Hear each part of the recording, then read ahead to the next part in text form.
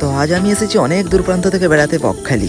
তো অনেকদিন ধরেই ভাবছিলাম যে বকখালি বেড়াতে যাও, তাই সকাল সকাল বাড়ি থেকে রওনা দিয়ে দিলাম বকখালি যাত্রারে। তো বেড়াতে গিয়ে যাওয়ার পথে দেখলাম ব্রিজটা খুবই সুন্দর লাগছিল। তারপর তাড়াতাড়ি পৌঁছে গেলাম হোটেলে। তো হোটেলের সামনেই আমার ওয়াইফ দেখি না হেঁটে হেঁটে আসছে, সে আগে থাকতেই হোটেলে ঢুকে গিয়েছিল। তো সারা তো সে বকবক করতে পারেনি, তাই এখন হোটেলের সামনে এসে কী বকবক করে শুনি। ভিডিওটা দেখতে থাকবে, কিন্তু বাইরে রাস্তায় অনেক জ্যাম ছিল, গাড়ির আওয়াজের জন্য আমরা ভয়েস দিতে পারছিলাম না। তো এবার থেকে বের হয়ে আছে একটা ব্যালকনি, সেইখান থেকে ভিউটা জাস্ট কি বলবো তোমাদের, গাড়ি এত সুন্দর দেখতেই পাচ্ছ।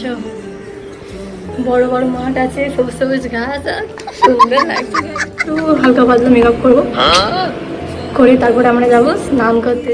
কেমন লাগছে জানিও। তো এবারে বললাম না আমরা স্নান করতে যাবো গাইস বকখালিতে। তো তোমরা পুরো ভিডিওটা দেখতে থাকো।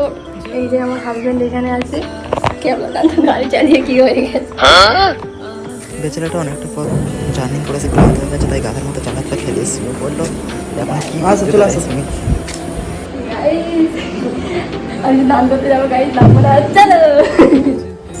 বিচে এসে ও যখন আইলা বকখালিটা দেখতে পেলো, তো ওখানেই ব্যাঙের মতো লাফিয়ে লাফিয়ে চলে গেল। তো এখন দেখতে পাচ্ছ দৌড়ে দৌড়ে আমার কাছে এখন আসবে, এসে নিয়ে আমার বুকে মাথা রেখে বলবে যে আমি খুব হ্যাপি। দেখতেই পাচ্ছ বলছে আমাকে। তো দেখো এখন পাগলের মতো কী অবস্থা করছে, বলছে যে আমি এত বড় পুকুর আমি বাপের জন্মে দেখিনি। তো আমি বলছিলাম এটা পুকুর না গাধা। তো তারপরেই ও চলে গেল ভোঁদরের মতো জলেতে চান করতে। আমি বলি এখন চান করতে হবে না, তো অনেক বড় বড় মাছ আছে, তোমাকে টেনে নিয়ে চলে যাবে, এখন তুমি মুচকি মানুষ। তো তাই বলছি চলে আসো। তারপর জলে তো আমার কথা শুনলোই না, ও জলে নেমেই গেল। তো দেখতেই পাচ্ছ কত সুন্দর জলটা ঢেউ ফেলাচ্ছে। চান করে আসার সময় আমি একটা চিপসের প্যাকেট কিনে নিয়েছিলাম। তো চিপস খেতে খেতেই আসছিলাম, আমার কাছে চাইছিল বাট আমি ওকে দিইনি। তো মনে মনে কী বিড়বিড় করতে করতে আসছে, তো আমি যেও কিছু বুঝতে পারছি না। তো একাই কি বক বক বক করছে। তো আমি চলে আসলাম হোটেলের সামনে। তো হোটেলে ঢুকবো, গিয়ে ভালোভাবে সাবান দিয়ে চান করে নেবো, তারপরেই রেডি হয়ে একটু রেস্ট নেবো। তো রেস্ট নেওয়ার পর চলে আসলাম খেতে, দুপুরের লাঞ্চটা করে নিলাম। তো করে নেওয়ার পর কিছুক্ষণ গিয়ে রুমে গিয়ে বিশ্রাম নিলাম। তারপর সন্ধ্যের সময় বিচে আসলাম। বিচে আসার পরে ও আমাকে দেখাচ্ছে যে সামনে কত মাছ রয়েছে, তো আমি ওই মাছটা খাবো। তো আমি বলি ঠিক আছে, তোমার কোন মাছটা ভালো লাগে তুমি বলো। তো তো মাছটা পছন্দ করে নিয়ে নিলাম। পার পিস 50 টাকা করে নিলে 4 পিস মাছ নিয়ে নিলাম। মাছটা যা দারুণ খেতে ছিল গাইস, কি বলবো, গরম গরম মাছ। উফ, বিচে দাঁড়িয়ে সন্ধ্যার সময় সেই স্বাদ। ও যখন মাছটা খাচ্ছিল, মাছটা খেয়ে ওর যেন মনে হচ্ছিল ওর গালে কেউ কেটে ফেলে দিয়েছে, তার মুখটা এমন করে বাঁকাচ্ছে যেন কি বলবো। তারপর রোমান্টিকভাবে একটু ডান্স করে নিলাম বিচেতে। তো দেখতেই পাচ্ছ কতটা হ্যাপি হয়ে রয়েছে। তারপরেই চলে গেলাম পাপড়ি চাট খেতে। আমি যেখানে যাই পাপড়ি চাট দেখলাম, নিজের কাছে সামলাতে পারি না, আমার এত ভালো লাগে। আর এখানে পাপড়ি চাট আগেরবার এসে খেয়েছিলাম, এত সুন্দর টেস্ট লাগছে বাবা, এই মজা। কেমন মজা?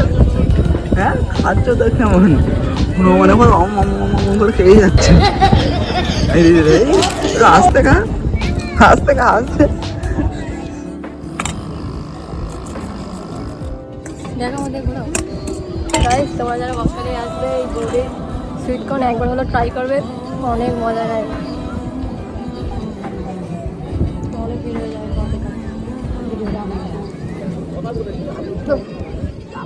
একবার খেয়েছিলাম, এই জন্য বললাম অনেক মজা, আবার একবার নিচে গাই। फिर से आ गए रे बाबा, इधर जहर खाने का पैसा नहीं है। মুখে লেগে থাকার মতো। তো পরের দিন সকাল সকাল তাড়াতাড়ি ঘুম থেকে উঠেই বার হয়ে পড়লাম বকখালির সাইট সিনগুলো দেখার তারে। ওহ যা লাগছে সাইট সিনগুলো। তো ওখান থেকে আমি আরও কিছুটা দূরে আমি পেরেছি পৃথিবীর সব থেকে উঁচু পাহাড়ে উঠতে।